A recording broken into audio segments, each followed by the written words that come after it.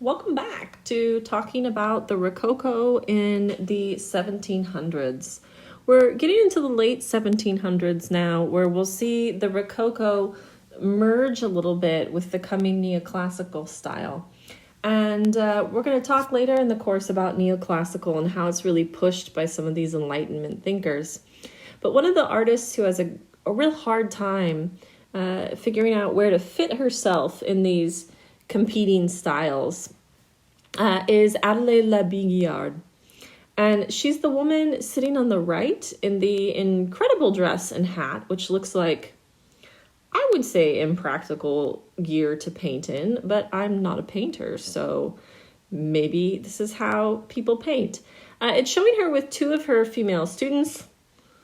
And Labiguiard is one of the important French painters in the late 1700s who focuses on portrait work, which is quite common for women because portraits of other women is one of the areas where they're allowed to shine because it's considered appropriate for women to paint other women for moral reasons and because these are often smaller, more private pieces.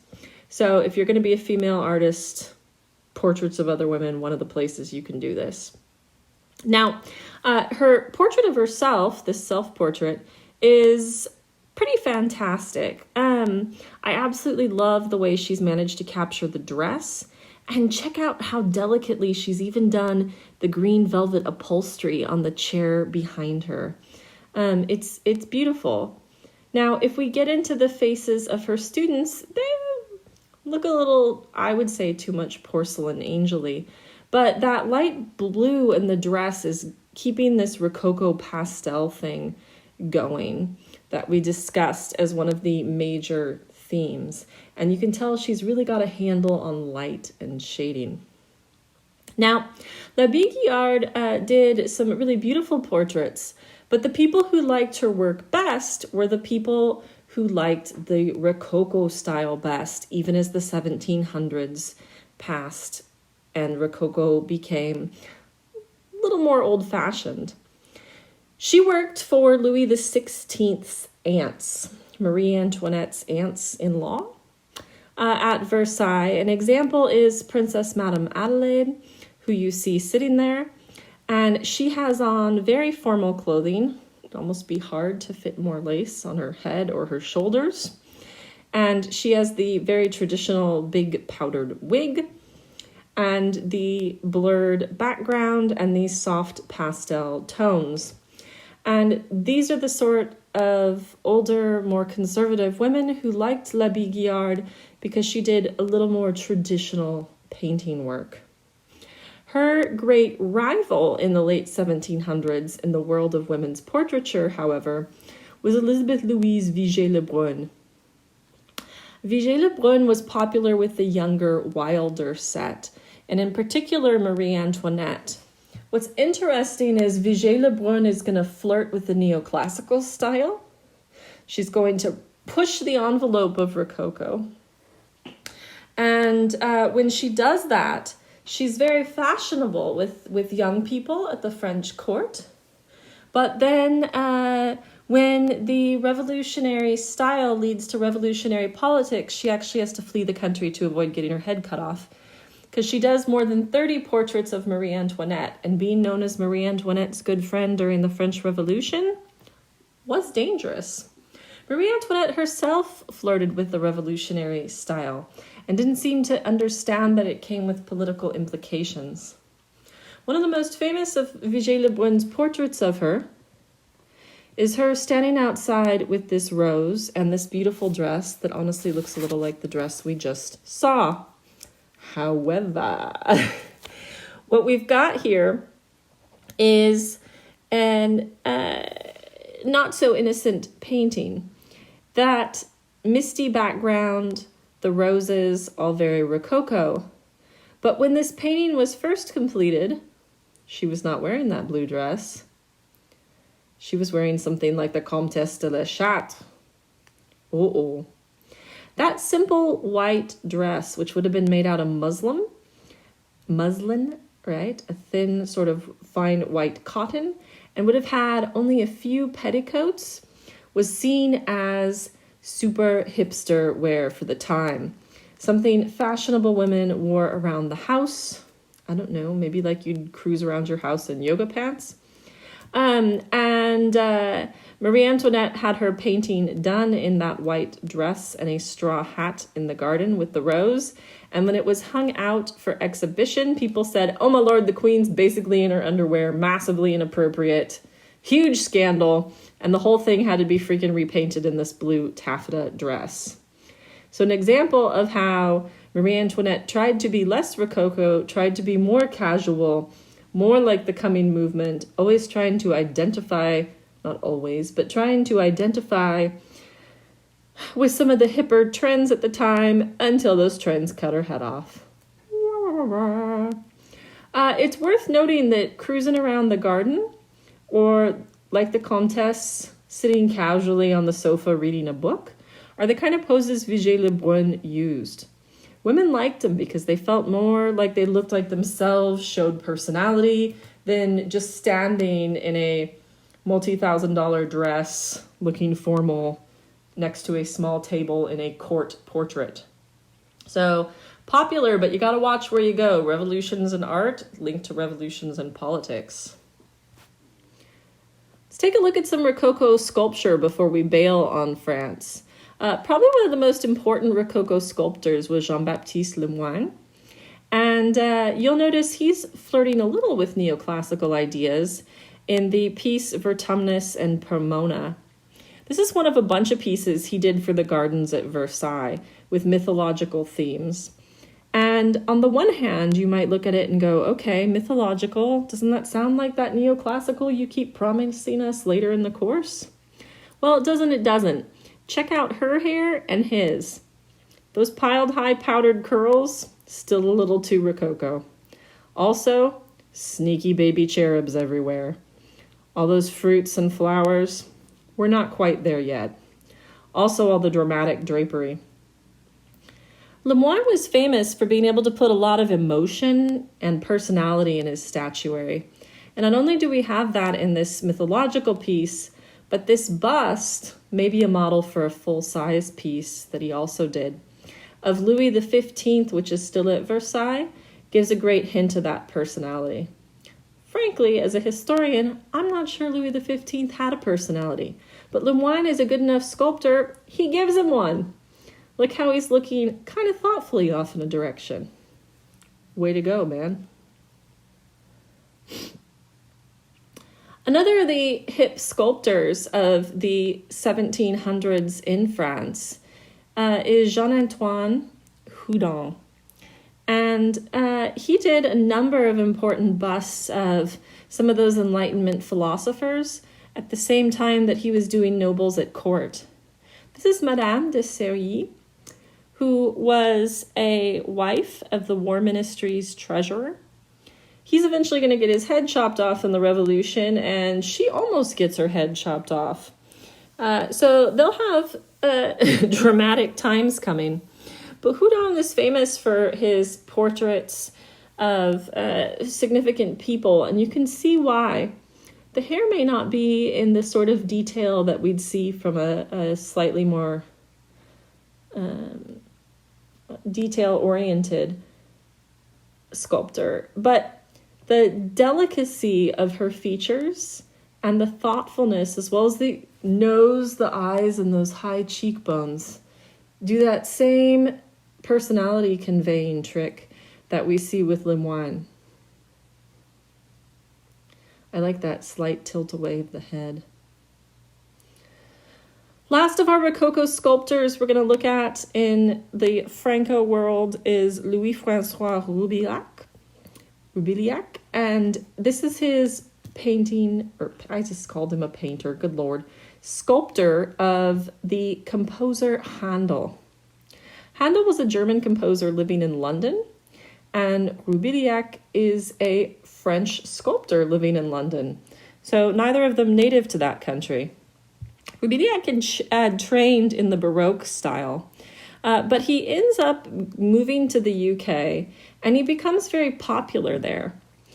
Notice how Rococo this is in that there's this curve to his body, the curve of the lyre, that harp-like thing the composer is painting. He's got the jaunty little half beret, half turban that's so common in the 1700s among intellectuals. And the fabulous, creepy little cherub at the bottom sitting there with a drum. Slash, I think that's actually a cello. Or viol at this time period.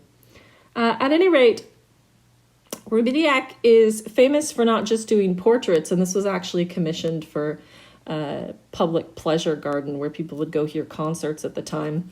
But he also did a number of funeral statues, and it's interesting that whereas we see a number of huge sculptures being used for private gardens, for portraits of themselves in France, in the UK instead we see a focus on celebrities and potential funeral art, given a difference in their politics and how they're spending their wealth and also their artistic tastes. Rococo never quite as big in Britain. However, very big in the German states. In the 1700s, the German states are still not united into one Germany. Instead, there are more than 300 little German-speaking states in the Holy Roman Empire, which Austria controls. And they do not get along with each other very often. What this means is there's not a hugely representative, united Germanic culture. Instead, the upper classes of many of these German states imitate French style, which Louis XIV had made so irresistible in the Baroque, and his grandson, great-grandson, Louis XV, makes so friggin' irresistible in the Rococo period. Now, one of the painters we see doing portraits is Anna Dorothea Terbusch. She actually goes to France from the German states at one point to try to make her career, and they don't like her nearly as much. Famously, she was involved with Diderot, the philosopher, who said, "Oh, it's because your looks have faded, you're too old now." Charming. However, I don't necessarily think that was why. Instead, they're into these lighter pastel creations, and we see these gripping forest landscapes. There's a lot more darkness in this Rococo style. They haven't achieved the sort of airiness that the French have with some of these pastel tones. Instead, however, we still see the slight playfulness. Notice the woman sitting there embroidering a cushion in the bottom.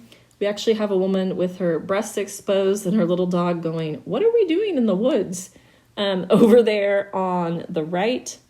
And there is that sense of fantasy play. It's just a little less delicate.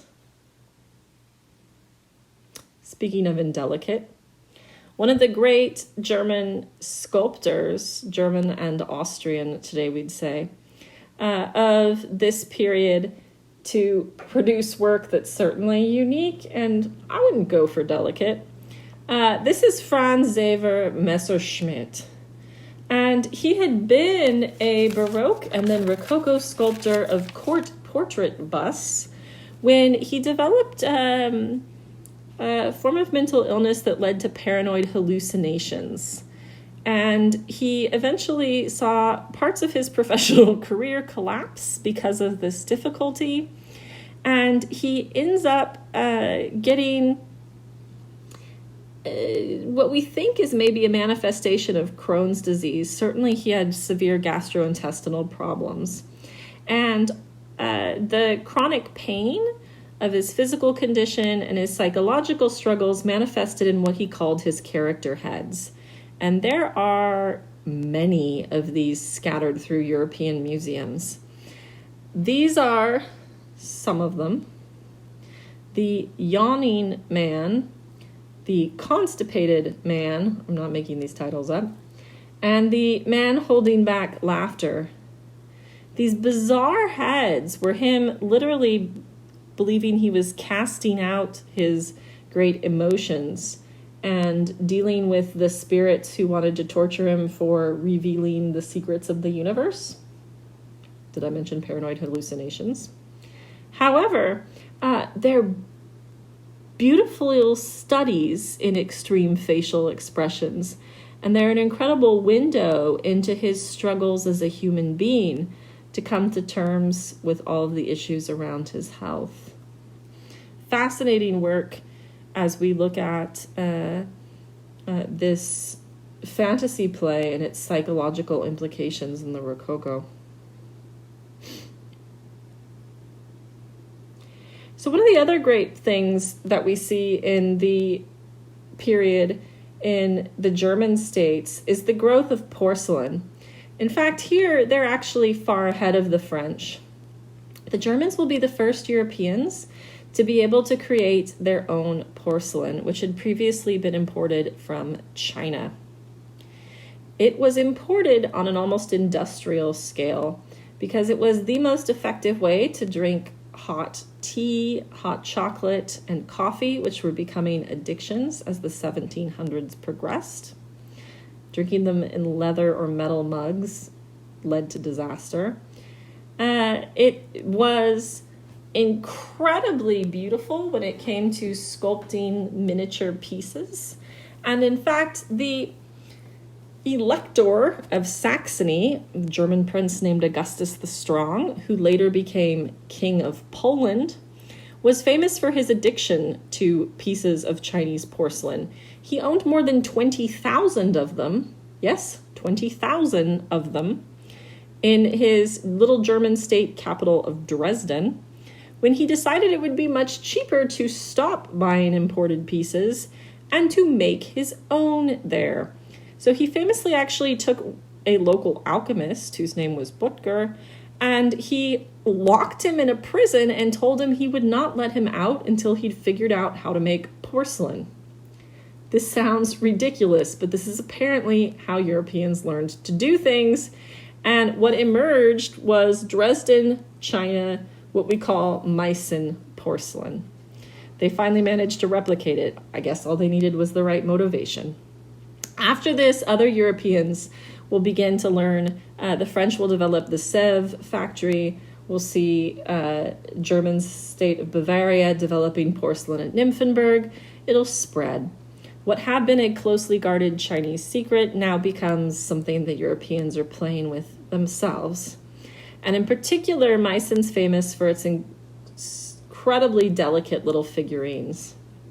The Commedia dell'arte that we talked about with Watteau's paintings, all the harlequins and tricksters and clowns, are shown in the small figures developed by Johann Kedler, one of the Meissen sculptors, design artists, on the right. And on the left, we see a conductor. That is a monkey, which was apparently once an entire set of a little sort of monkey orchestra. These highly collectible little figures were absolutely all the rage. And notice how we're still in that theme of fantasy play. The German states are going to catch not just a love of Rococo, but they're going to catch the spirit of revolution once the French get rid of their own rulers and begin the wars that will see Napoleon rise to power. There's a reason the Germans are going to start to rise up. We can see more of this reason when we look at Rococo architecture, which the Germans do a particularly over-the-top job of replicating. This is the Amalienburg Hunting Lodge near Nymphenburg Palace, and its architect, you'll see, has a, French name, but he's working in Bavaria outside the city of Munich. Notice the pastel of the building. Notice how much more statuary they've added. All those urns on the ceiling, all those extra frilly bits, those flower garlands on either side of the door. So it makes this a little more Rococo, and oh Lord, the interior. So this is a great picture of the interior, because if there's one thing that's a dead ringer for Rococo architecture, your absolute tip-off that you're looking at Rococo, it's stucco. Stucco is wet sculpted plaster, and in the Rococo period, they often cover it with gold. But you can put it all over the ceiling because it's not as heavy as just putting real gold up there. It's plaster painted gold, so you can put piles of it on your ceiling without accidentally bringing the roof down. All those curving lines, all those flower garlands, all those stucco curlicues. Hello, Rococo. Hello, fantasy. The ultimate Rococo fantasy building was Frederick the Great of Prussia, the most powerful German states. Little playhouse at Sanssouci. Sanssouci, which really should be 2 words, but bless his heart, he's German, is French for like carefree. And it was the name of his little, bigger than my house, but little summer palace where he only allowed his close male friends to come hang out and have bro time, where they would do things like have musical concerts. He helped design this himself. Notice that bright yellow and all those statues, all those urns. It's what's pushing us from something Baroque into something Rococo. Notice all that stucco inside all of the paintings, that Rococo yellow we discussed with Fragonard. He even adds a Chinese tea house later. Now, he had not been to China, and neither had Buring, the architect who designs it, so they just make some stuff up. They actually have full-size statues of human beings dressed as fake Chinese people carrying, oh yes, fake Chinese instruments with bamboo columns out front. My particular weird favorite touch is the alleged emperor with a golden parasol they just throw on the roof. Today we look at these fantasies about Asia as uncomfortably racist. At the time, they were seen as whimsical fantasies. Again, this is why people are going to start getting their heads cut off in revolution, right? One of the most important of the architects to come out of this period is Balthasar Neumann. And Neumann made the Würzburg residence, which you can see here, for a prince bishop. It's the last thing I want to go through with German architecture here.